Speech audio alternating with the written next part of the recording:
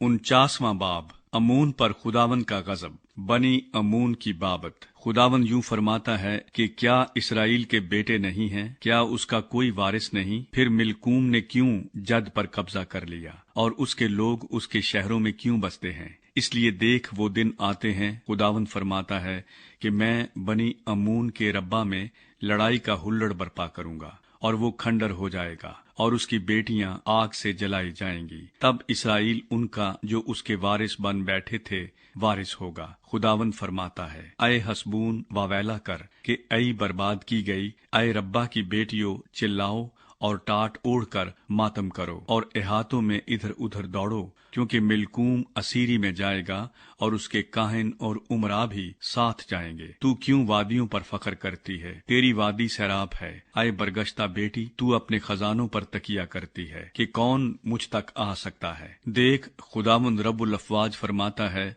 मैं तेरे सब इर्द गिर्द वालों का खौफ तुझ पर गालिब करूंगा और तुम में से हर एक आगे हाँका जाएगा और कोई न होगा जो आवारा फिरने वालों को जमा करे, मगर उसके बाद मैं बनी अमून को असीरी से वापस लाऊंगा, खुदावंद फरमाता है। अदूम पर खुदावंद का गजब। अदूम की बाबत रब्बुल अफ़वाज फरमाता है कि क्या तिमान में खिर्द मुतलिक न रही? क्या आकिलों की मसलहत जाती रही? क्या उनकी अक्ल उड़ गई? ऐ दादान के बाशिंदों, भागो, लौटो और नशेबों में जा बसो, क्योंकि मैं इंतकाम के वक्त उस पर ऐसौ किसी मुसीबत लाऊंगा। अगर अंगूर तोड़ने वाले तेरे पास आए तो क्या कुछ दाने बाकी न छोड़ेंगे?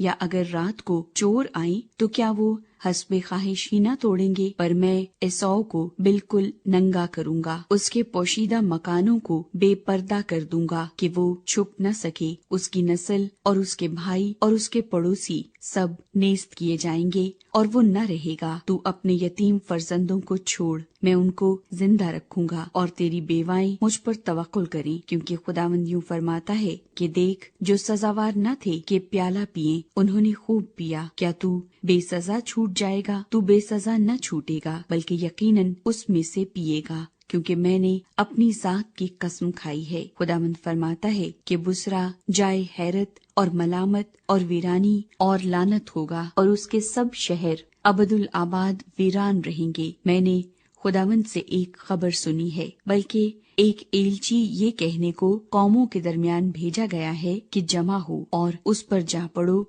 और लड़ाई के लिए उठो, क्योंकि देख, मैंने तुझे कौमों के दरमियान हकीर और आदमियों के दरमियान जलील किया। तेरी हैबत और तेरे दिल के गरूर ने तुझे फरेब दिया है। ऐ तू जो चट्टानों की शगाफों में रहती है और पहाड़ों की चोटियों पर काबिज है, अगरचे तू उकाब की तरह अपना आशियाना बुलंदी पर बनाए तो भी मैं वहाँ से तुझे नीचे उतारूंगा, खुदावंद फरमाता है। और अदूम भी जाए हैरत होगा, हर एक जो उधर से गुजरेगा हैरान होगा और उसकी सब आफतों के सबब से सुस्कारेगा। जिस तरह सदूम और अमूरा और उनके आसपास के शहर गारत हो गए, उसी तरह उसमें भी न कोई आदमी बसेगा, न आदमजात वहाँ सकूनत करेगा। खुदावंद फरमाता है, देख, वो शेर बब्बर की तरह यर्दन के जंगल से निकलकर मोहकम बस्ती पर चढ़ आएगा, पर मैं अचानक उसको वहाँ से भगा दूंगा और अपने बरगुजीदा को उस पर मुकर्रर करूंगा, क्योंकि मुझसा कौन है जो मेरे लिए वक्त मुकर्रर करे, और वो चरवाहा कौन है जो मेरे मुकाबिल खड़ा हो सके। बस खुदावंद की मसलहत को जो उसने अदूम के खिलाफ ठहराई है और उसके इरादे को जो उसने तीमान के बाशिंदों के खिलाफ किया है सुनो। उनके गले के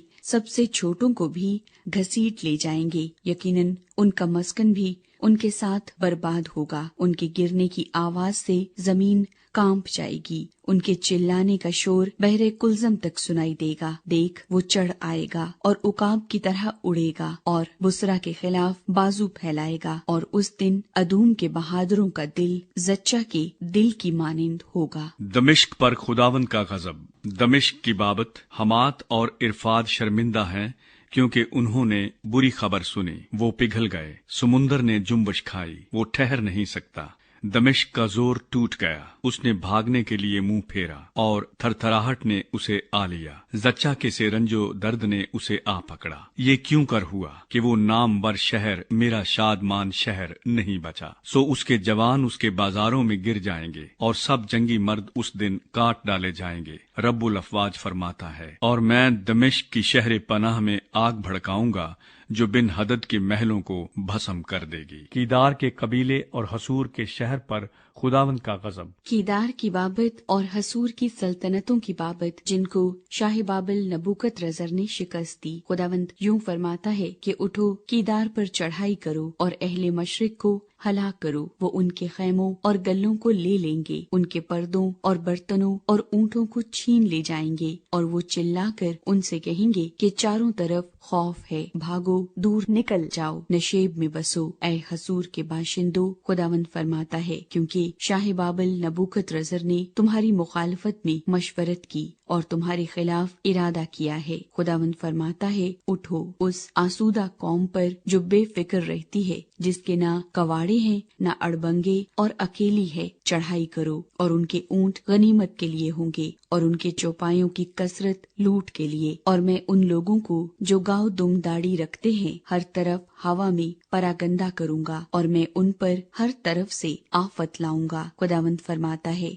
और हसूर गीदड़ों का मकाम हमेशा का वीराना होगा, ना कोई आदमी वहाँ बसेगा और ना कोई आदमजाद उसमें सकूनत करेगा। ऐलाम पर खुदावंद का गजब। खुदावंद का कलाम जो शाह यहूदा सिदकिया की सल्तनत के शुरू में ऐलाम की बाबत यर्मिया नबी पर नाजिल हुआ कि रब्बुल अफवाज यूं फरमाता है कि देख, मैं ऐलाम की कमान उनकी बड़ी तवानाई को तोड़ डालूंगा और चारों हवाओं को आसमान के चारों कोनों से ऐलाम पर लाऊंगा और उन चारों हवाओं की तरफ उनको परागंदा करूंगा और कोई ऐसी कौम न होगी जिस तक ऐलाम के जलावतन न पहुंचेंगे, क्योंकि मैं ऐलाम को उनके मुखालिफों और जानी दुश्मनों के आगे हिरासा करूंगा और उन पर एक बला यानी कहरे शदीद को नाजिल करूंगा। खुदावंद फरमाता है, और तलवार को उनके पीछे लगा दूंगा यहाँ तक कि उनको नाबूद कर डालूंगा और मैं अपना तख्त ऐलाम में रखूंगा और वहां से बादशाह और उमरा को नाबूद करूंगा। खुदावंद फरमाता है, पर आखिरी दिनों में यूं होगा